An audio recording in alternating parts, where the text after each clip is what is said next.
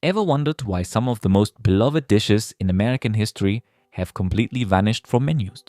From crispy, golden fried Maryland chicken to rich, savory stuffed cabbage rolls, these once iconic meals were household favorites until they mysteriously disappeared. What happened? And more importantly, should we bring them back? Stay with us as we uncover the lost flavors of the past and the fascinating stories behind them. Classic comfort foods that have faded from our tables. What better way to spend your weekend evenings than indulging in your favorite comfort foods? These meals weren't just delicious, they felt like home. And even though many of them have disappeared from our dinner tables, they still hold a special place in our hearts. So, join us as we take a nostalgic trip down memory lane and revisit 20 classic comfort foods that have slowly faded away. Rhubarb pie. What better way to kick off this list than with a dessert? And nothing quite hits the sweet spot like rhubarb pie. Before modern dessert trends took over, rhubarb pie was once the undisputed king of the pastry world.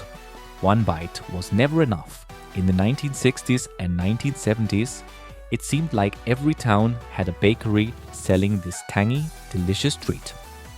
Originally from the United Kingdom, rhubarb pie had been a British favorite since the 1700s, but didn't truly gain widespread popularity in the United States until the early 20th century. Its charm lay in its simplicity: a flaky crust, a tart rhubarb filling, and a quick 20-minute bake at medium-high heat. The result? A symphony of flavors dancing on your taste buds. But as new desserts flooded the market, rhubarb pie lost its appeal. The tartness of rhubarb required extra sweetness, and the time-consuming preparation made people turn to easier, sweeter alternatives. Though rhubarb pie was a traditional British delight, our next dish takes us across the world to a bold and flavorful Southeast Asian favorite: lamb curry. Lamb curry. The rise of Southeast Asian cuisine in the United States during the 1970s was a direct reflection of a growing immigrant community bringing their cherished recipes to America. Lamb curry quickly became a staple in American comfort food culture as people embraced its rich, aromatic flavors. Particularly popular in southern US cities, where Southeast Asian communities thrived, lamb curry made a lasting impression. Immigrants opened restaurants, sharing their flavorful dishes with a wider audience. Made from tender, slow-cooked lamb simmered in a fragrant curry sauce, this dish was best enjoyed with basmati rice, naan, or soft chapati. The beauty of lamb curry was its adaptability. Everyone experimented with spices and herbs to craft their own unique version. However, this constant experimentation eventually led to its downfall. With so many variations, it became difficult to find that authentic lamb curry taste. Over time, it faded from mainstream American comfort food, though it remains a cherished dish in many Southeast Asian households. Just like lamb curry, the next dish on our list was once an American favorite when it first arrived: Country Captain. Classic comfort foods that have faded from our tables. Country Captain chicken. Sometimes the way we name things in America is downright confusing. Take Country Captain chicken, for example. This Southeast Asian inspired chicken curry became a beloved comfort food in the US, much like lamb curry. Yet, despite its roots, the name remains a mystery. Was it a simplified Americanized version of a foreign name? A clever marketing ploy? We may never know, but if you have any ideas, drop them in the comments. One thing, however, was certain. This dish was a flavor powerhouse. Slow-cooked chicken simmered in a rich curry and tomato sauce, infused with aromatic spices and herbs, made it an instant favorite. Served best with basmati rice or naan, it was a dish that captured hearts. Yet, despite its popularity, country captain chicken mysteriously disappeared from American homes and restaurant menus. To this day, no one really knows why, but while it faded away, another sweet and savory delight was also slipping into obscurity. Apricot glazed chicken. Apricot glazed chicken. This American-born comfort food was a masterpiece that could adapt to any occasion. Whether it was a quick 20-minute meal after work or the star of a dinner party, apricot glazed chicken was versatile and always satisfying. The magic was in the glaze. A simple mix of soy sauce and mustard could create a delicious coating. But for those who wanted to get fancy, a blend of spices and herbs could turn it into a Michelin star level dish.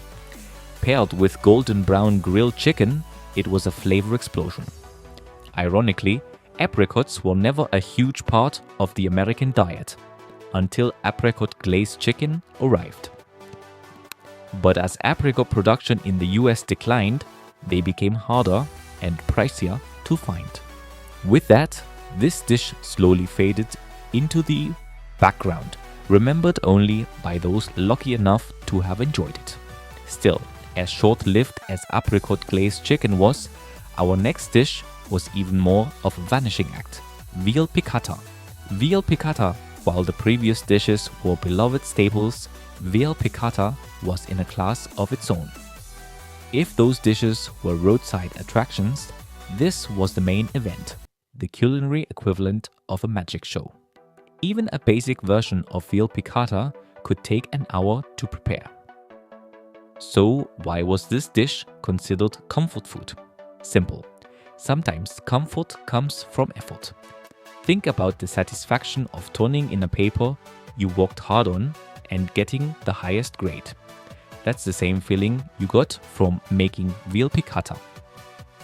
For those skilled enough to master it, this dish involves sautéing thin veal slices in a delicate white wine and lemon sauce, finished with capers.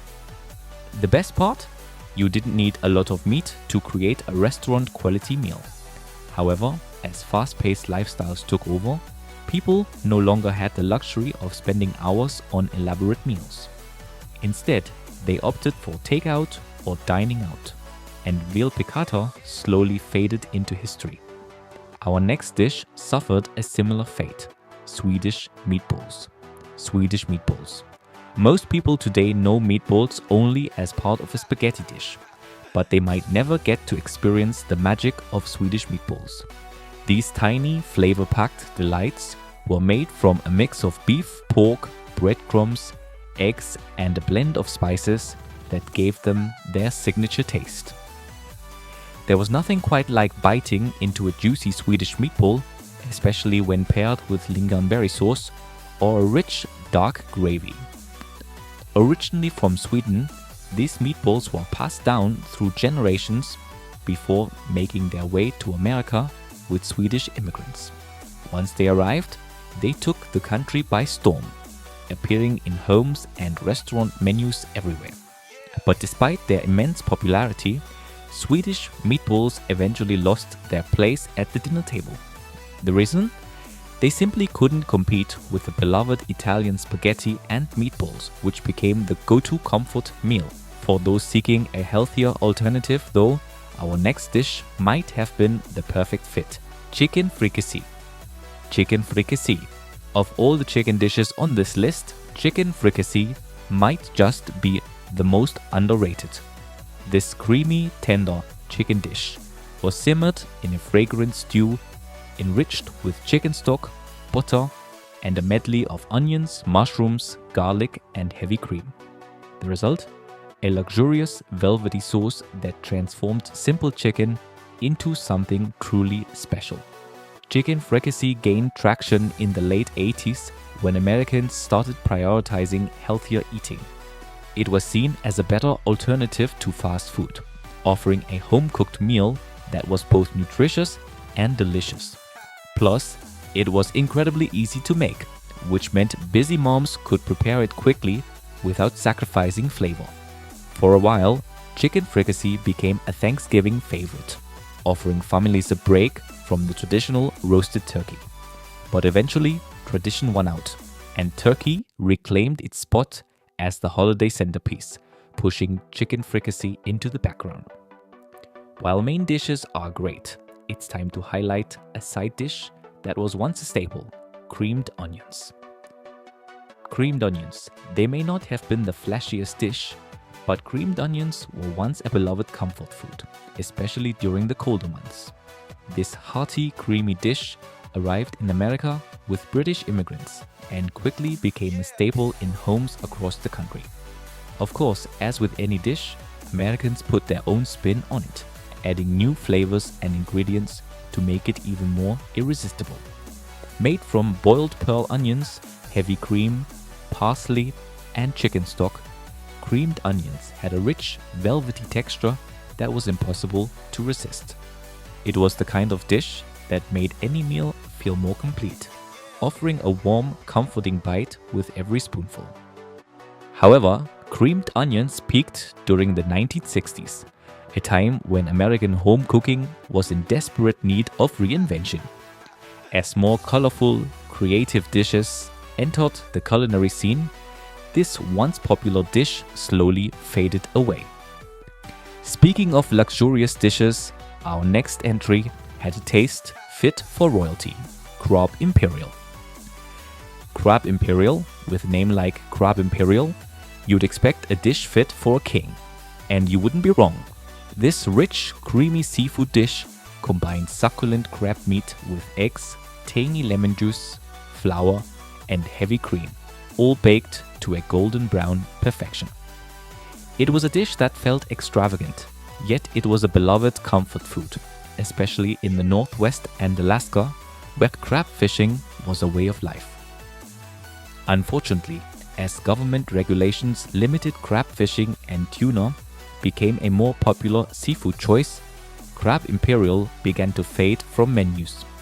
With fewer fresh crabs available, people moved on to simpler, more accessible seafood dishes.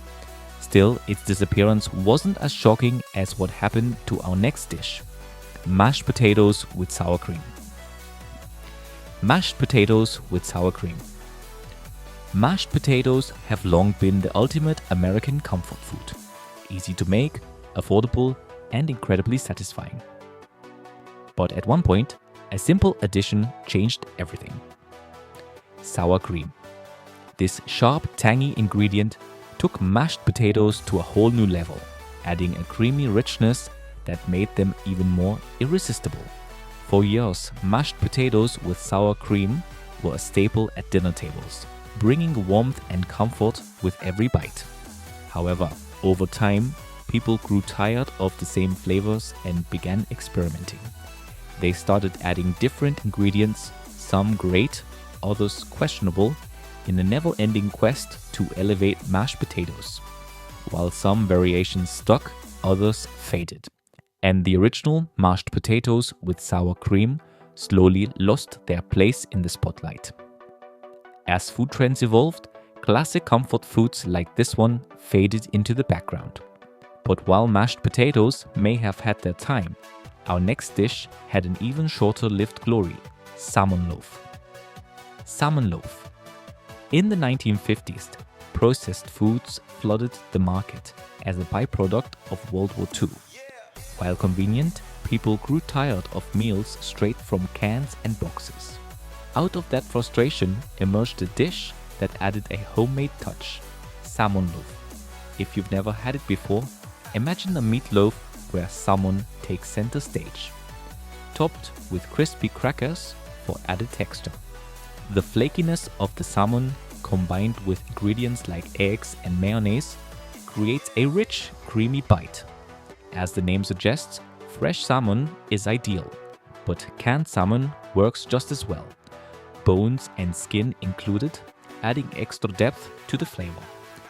To make it, mix a drained can of salmon with a cup of breadcrumbs, a quarter cup of milk, 1 beaten egg, and a dash of salt and pepper.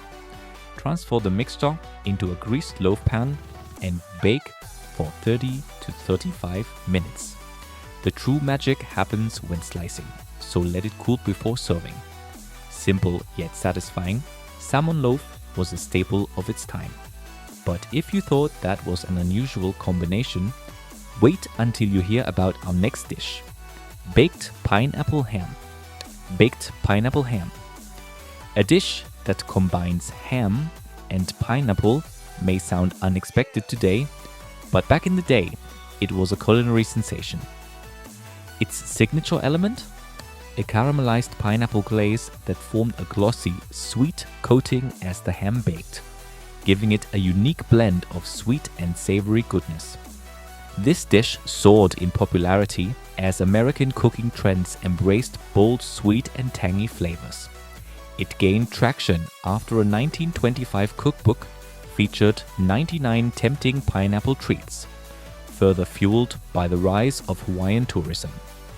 Traditional luau feasts, which showcased roasted pig with pineapple, heavily influenced this dish's evolution into what we now know as baked pineapple ham. To make it, score the ham with shallow cuts before cooking. Then, in a bowl, mix 1 cup of pineapple juice, brown sugar, and honey to create the glaze. Pour this over the ham, then arrange pineapple chunks on top before baking. Let it cook for 1.5 to 2 hours, depending on your preference. Once done, let it cool before slicing into succulent, flavor-packed pieces.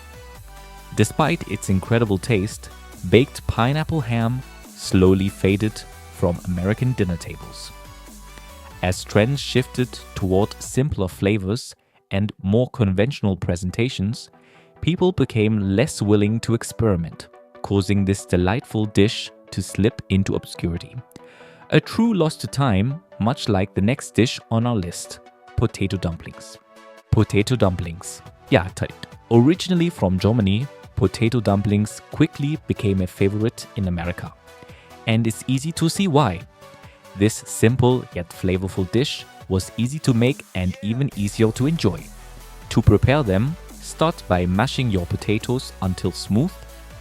For an extra fine texture, you can even blend them. Next, mix in flour and eggs to form a dough, then shape it into small balls or ovals. Drop them into salted boiling water and wait for them to rise to the surface. That's the sign they are perfectly cooked. Scoop them out with a slotted spoon and let them cool before serving with melted butter for a rich, comforting bite. These dumplings were so delicious that their decline from menus across America feels like a real loss. But as tastes evolved and cultural preferences shifted, many classic dishes faded into obscurity, including our next dish, which met a similar fate. Oyster stew here's a seafood dish with a surprising history.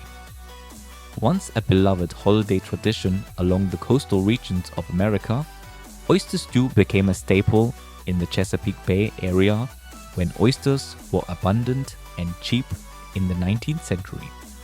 But did you know this dish was actually brought over by Irish immigrants fleeing the potato famine?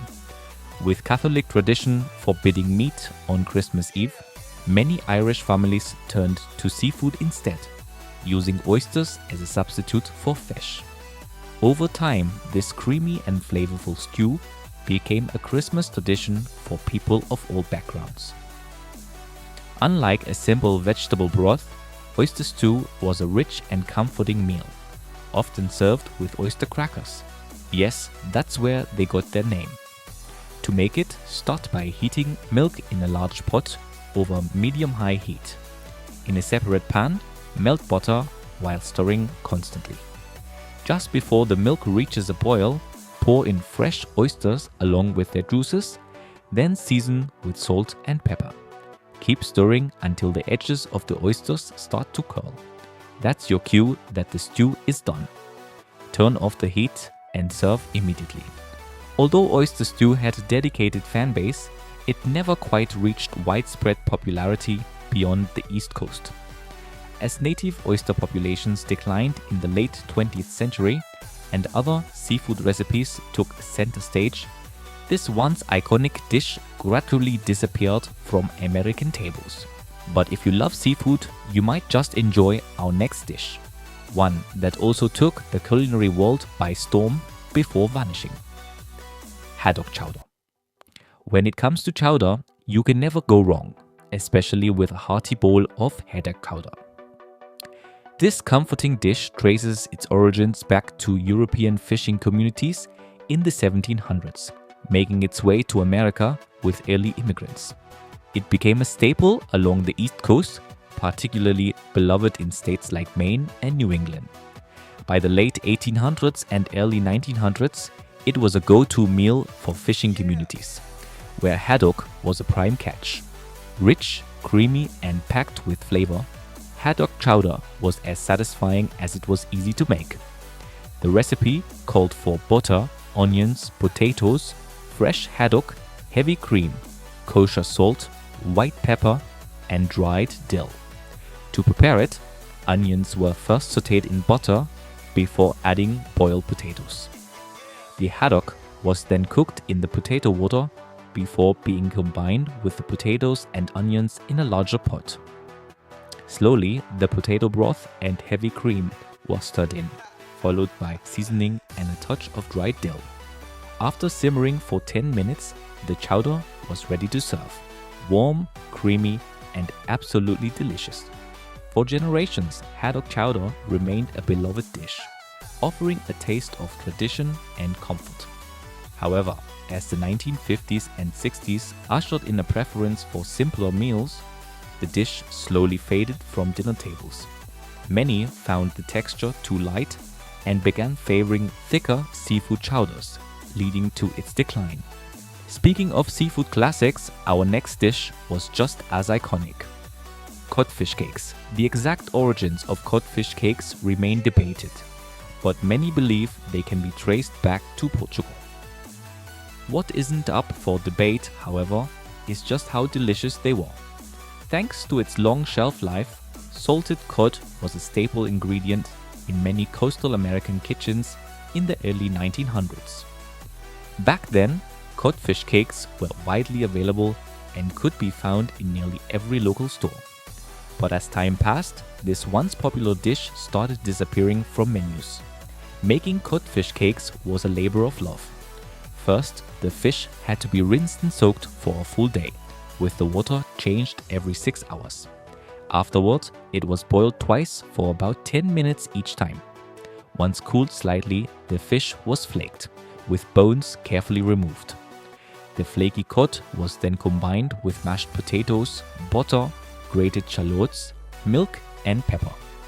The mixture was dusted in flour and fried to a perfect golden crisp on both sides. Garnished with parsley and often served with crackers or mustard, these crispy cakes were a true delight. While older generations adored codfish cakes, younger ones weren't as fond of cod, leading to its decline in the 1980s and 90s.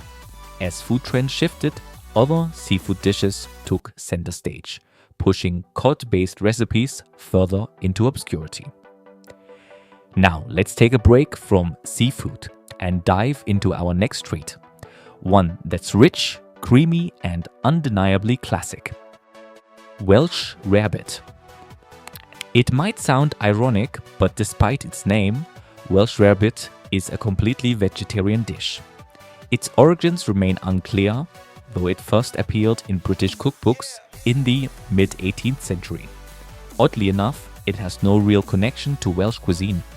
Regardless, it became a budget-friendly way for people to enjoy a satisfying and flavorful meal. This dish is a perfect example of how so-called bland British food blended beautifully with rich American flavors. The key ingredient: bread.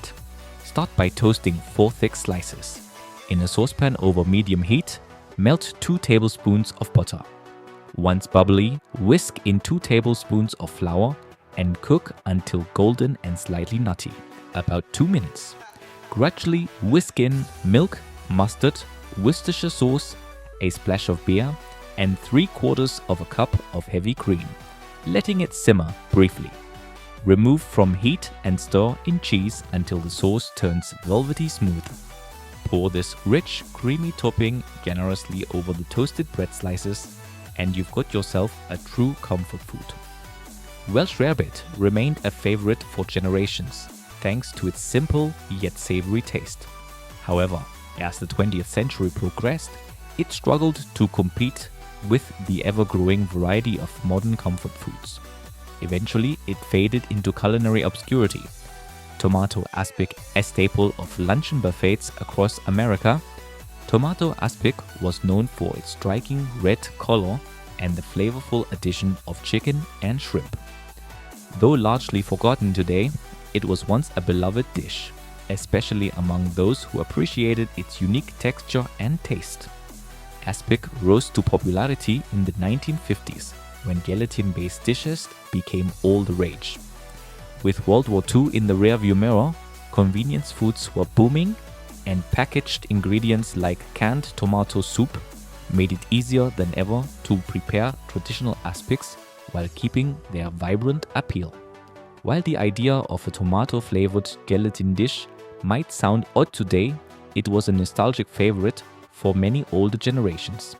If you want to bring back this forgotten classic, here's how to make it.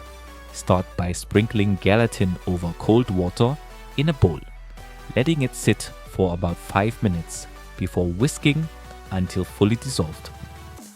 In a separate pot, combine tomato juice with seasonings like salt, bay leaves, celery seeds, Worcestershire sauce, fresh parsley and onions. Bring everything to a boil. Then reduce the heat and let it simmer for 15 minutes, stirring occasionally.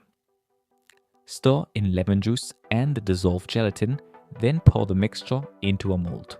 Let it set for about 6 hours before serving. Tomato aspic's downfall came as people moved away from elaborate gelatin-based dishes in favor of fresher, more natural meals. As culinary trends shifted toward simplicity, this once popular dish gradually disappeared, just like the next forgotten favorite, stuffed cabbage rolls. Stuffed cabbage rolls. The exact origins of stuffed cabbage rolls are unclear, but they date back over 2,000 years to ancient Jewish communities. They arrived in America with Eastern European and Scandinavian immigrants in the late 19th and early 20th centuries, gradually making their way into cookbooks across the country. Loved for their hearty, homey appeal, they became a staple comfort food for many American families. Although no longer as popular, you can still bring this dish back to life with a simple recipe. Start by mixing ground beef, rice, onion, salt, and pepper. Shape this mixture into large meatball-sized portions and wrap them in cabbage leaves, tucking in the sides as you roll.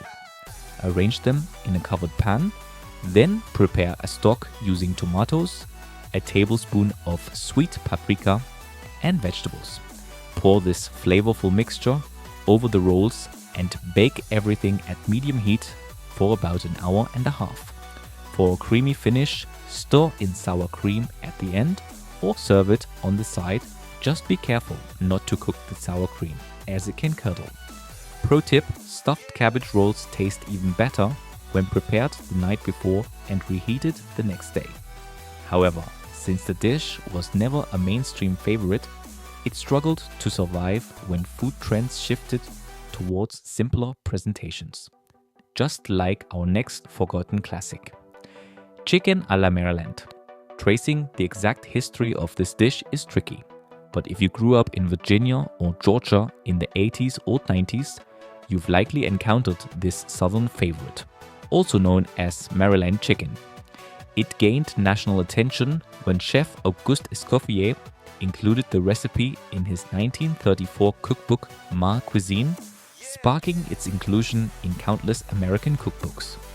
Maryland chicken is a crispy, golden fried, boneless chicken served with rich gravy. Traditionally, the chicken is dredged in flour, eggs, and breadcrumbs before being fried in butter, which gives it a crispy outer layer while keeping it juicy inside. Over the years, various versions emerged, but two elements remain consistent: gravy, and an unusual side, bananas. While that pairing may seem odd today, bananas were considered a luxury in Escoffier's era, making them a status symbol when served alongside this dish. Though it's now hard to find in Maryland, you can still recreate this nostalgic meal at home. Start with boneless chicken thighs or breasts.